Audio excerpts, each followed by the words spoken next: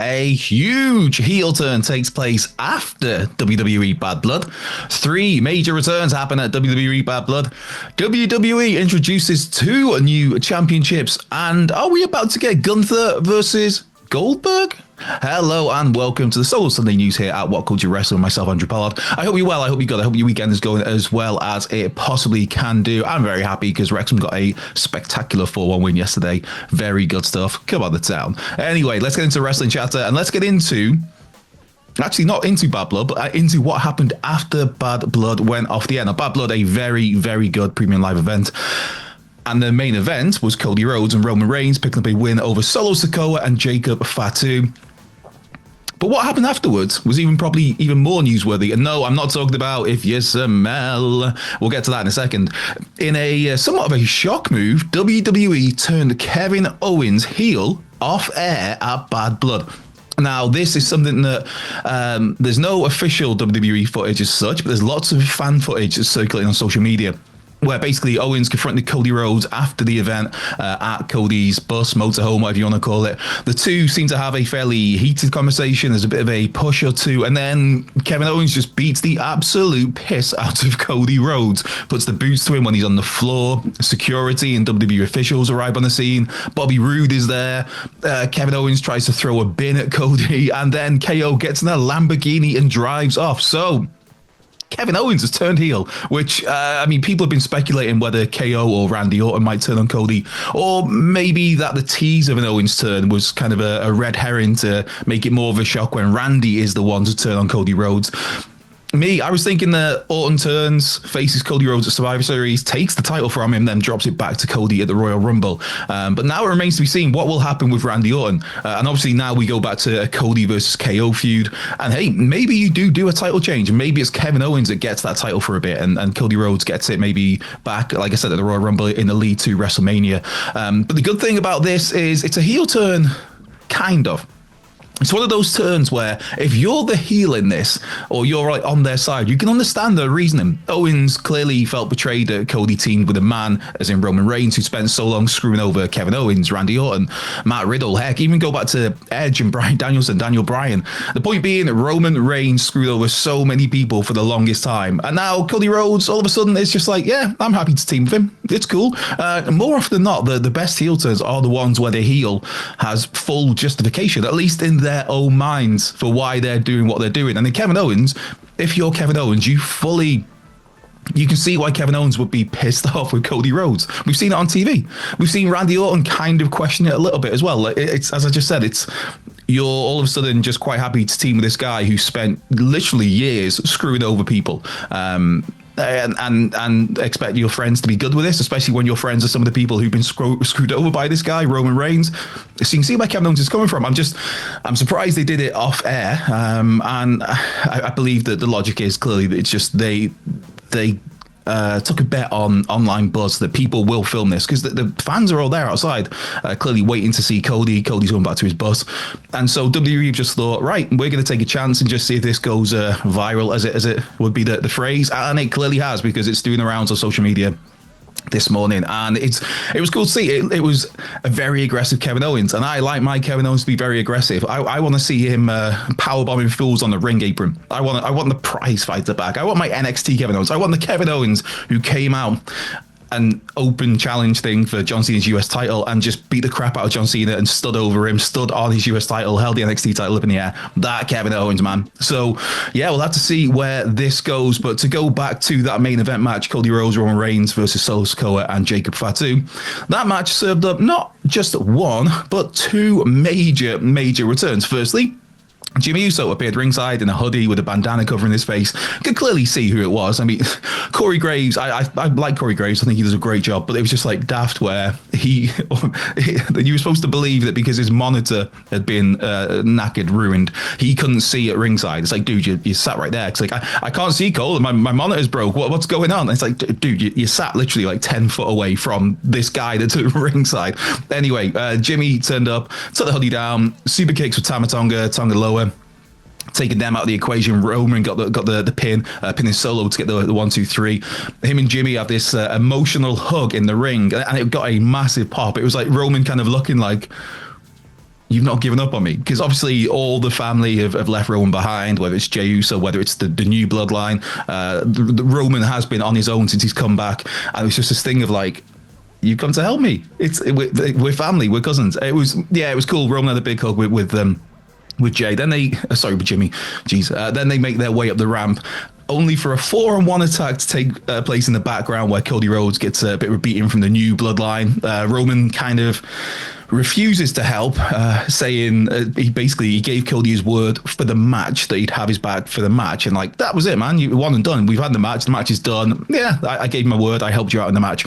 But then Jimmy kind of convinces Roman to return to the ring, where the two of them made the save, and then there'd be a Cody and Rock face-off. Cody and Roman face-off. We'll get to him in a second. Roman looking at the WWE Undisputed title, and then, if you smell, yes, The Rock's music hit, and out strutted the final boss with his stupid, ridiculous, ludicrous People's Championship over his shoulder. Seriously, like the ego of the dude, as in the real life Dwayne Johnson, to basically have a title made so they could pretend Muhammad Ali's widow had the belt made to give to The Rock at the Hall of Fame was just, that is so daft. We're supposed to believe that Muhammad Ali's widow has had this belt made specifically for Dwayne Johnson, specifically for The Rock, the People's Champion, the great one, the final boss. Yeah, that does not pass the sniff test. Anyways, a Rock appeared, stood at the top of the entranceway, raised an eyebrow, and that was it. At least for Bad Blood, in terms of the broadcast.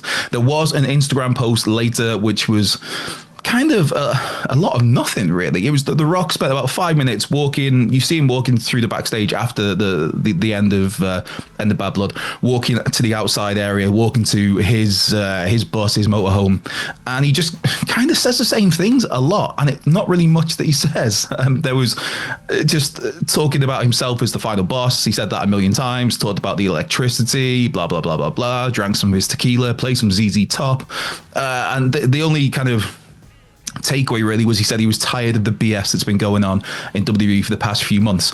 So, I mean, War Games is on the horizon in November. Does The Rock do something at War Games? Who knows? For me, I wasn't expecting The Rock to get physical in terms of actually having a match until WrestleMania. But, I mean, if he's rocked up here at Bad Blood in October, there has to be some sort of follow-up on this, whether it's more appearances, whether it's just cutting promos and sending them in to be played on SmackDown, or is it a match? Is it, because I mean, War Games is one of those where it's that big multi-man match where it's not like you're asking The Rock to go one-on-one in like a 30-minute classic. There's a lot of smoke and mirrors in the War Games match that can, hide certain weaknesses. That The Rock is 50 odd years old or whatever. I mean, he looked great at WrestleMania this year, so the dude he clearly still has it. But do we get The Rock at War Games, and what does that look like, and who is that with, and is it The Rock and the Bloodline, and then we got Jimmy back with Roman? Do we get Jay with him? Do we get Sami Zayn with him? Cody Rhodes clearly seems like he's going to be busy with Kevin Owens for at least the foreseeable, so who knows? But it's certainly something that's got people talking coming out of Bad Blood, and it was an event that just had a lot of talking points. I mean, geez, the opening match, Hell in a Cell, Drew McIntyre, CM Punk, what a match! Just that is one of the best Hell in a Cell matches I've seen for a long time. Just brilliant stuff from those guys. But in terms of, we talking about returns, there is Jimmy Uso, there was The Rock. There was also another return early in the night, which was Raquel Rodriguez. Yes, she returned to help out Liv Morgan. She attacked Rhea Ripley as Rhea was hitting Dirty Dom with a kendo stick. Dom was hanging upside down, and Rhea was just beating the tar in with a kendo stick, and then Raquel Rodriguez came out, attacked Rhea. Rhea did win the match by DQ, so that the title does stay on Liv Morgan. That rivalry will continue, but then you look at now, does Rhea Ripley now have to get through Raquel Rodriguez first before she gets another shot at Liv Morgan? Is Raquel part of the Judgment Day? You'd think so, maybe. Also worth noting that plenty of legends were in attendance for Bad Blood. Now that put a smile on my face, because they actually got acknowledged. They got Samantha and gave them a big, introduced who they were. They stood up, got their big moments in Atlanta, Georgia. You had Mickey James, you had Dan Dallas Page, you had Scott Steiner, you had X-Pac, you had Arn Anderson, the Enforcer, man, which is always good to see. And The one that was probably most surprising was Tully Blanchard, because Tully Blanchard does not do much these days. Obviously, there's his cup of coffee in AEW for a spell. And Tully was somebody who, for the longest time, was on bad terms with WWE. Obviously, he's in the Hall of Fame these days as part of the Horsemen, but it's somebody you don't really see on WWE programming. I mean, we've seen Arn Anderson a little bit in more recent months. There with Cody at times. Double A always puts a smile on my face. It's always good to see Mickey James, Scott Steiner. Gotta love a bit of the big bad booty daddy. Yeah. Big Papa Pump is your hookup. Holla if you hear me. God, man, I'm such a Scott Steiner mark. And DDP. Give us some bang. Right. More other Bad Blood news, and there are 2 new titles on the way. Yes, 2 more titles on the way. Kind of. They are championships, but they're not ones that seemingly will be competed for like on a regular basis. Now, Triple H last night introduced the Crown Jewel Championships, as in plural. These titles are made out of a bunch of diamonds. Triple H did say however many whatever are in there, and I cannot remember, so I will just say a bunch of diamonds. They are kind of giant belts, almost a little reminiscent in size and the shape, and mainly the height of the old, like the big green WWF title used between, what was that, 78 and 85, I guess it would have been. Just in terms of the height, the shape, the rest of it is very different because it's made out of a bunch of diamonds.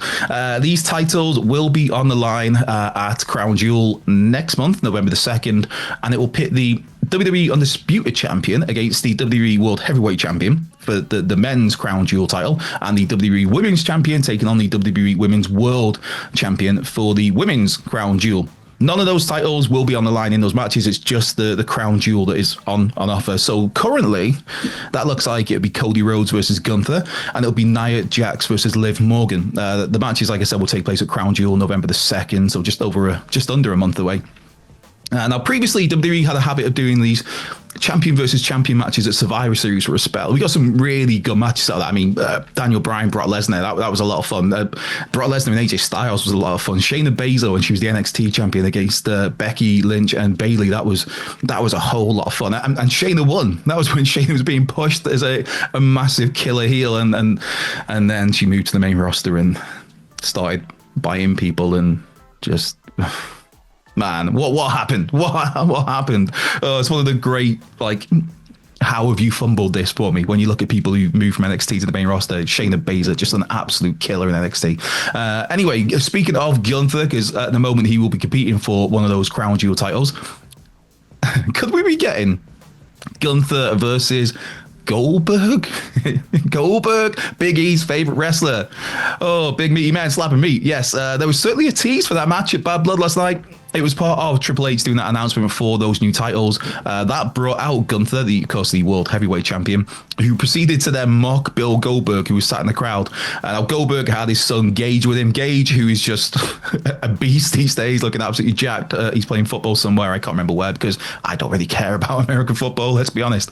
But yeah, Gunther poked the bear a little bit with Goldberg, saying that he hopes that Goldberg's a better father than he was a wrestler, which that popped me. Gunther, man, he's low-key just like a comedic genius. Like the other week, as you will know if you watch this at all anytime, WhatCulture Wrestling, when I'm on here, I am a big, massive Bret Hart fan, but that still did not stop me having the chuckle from Gunther the other week, where it's like, Bret, you're my favorite wrestler, second favorite wrestler, behind Bill Goldberg. Oh, Gunther, you troll. Anyway, yes, so Gunther mocking Goldberg. Goldberg jumped the barricade. There was security involved. Triple H was there trying to calm things down. There was no physicality between Goldberg and Gunther, but Goldberg did clearly say into the camera, "You're next, boy," about Gunther. So, could we somehow get Gunther versus Goldberg? Goldberg has previously talked about wanting one final official retirement match. In fact, he was promised an official retirement match by Vince McMahon, and then Vince McMahon went back on his word, so that didn't happen. Obviously, WWE is a very different WWE these days, with Triple H, Paul Levesque leading the charge, and Nick Khan. So, I mean, are we going to get another Goldberg match in WWE against Gunther, of all people? Goldberg last wrestled back in 2022, the Elimination Chamber in Saudi. I'm sure that was it, against Roman Reigns, that referee stoppage, whatever thing that went on that they did. So here we are in 2024. And some people are going to be excited about the potential, the possibility of seeing Goldberg going up against Gunther. If anybody can get a good match out of Goldberg, there's nobody better than Gunther. Some would say Gunther is the best in the world right now. If not, he's certainly in that conversation with your Will Ospreays, with your Bryan Danielsons. But yeah, I did not have that on my bingo card. Now, obviously, Gunther Goldberg, synonymous with Atlanta, Georgia, which is where Bad Blood were last night. As were a lot of the legends who were there. That they have ties to Atlanta or WCW back in the day. So Gunther and Goldberg, man. I will leave you to ponder that. Let me know in the comments. Let us know in the comments if you would be interested in seeing Gunther and Goldberg. Big meaty men slapping meat. Right, and on that note, big meaty men slapping meat, I'm going to go and get some more coffee and crack on my workday. I've been Andrew Pollard. This has been What Culture Wrestling, the Solo Sunday News. You have a great rest of your weekend, and I will see you soon.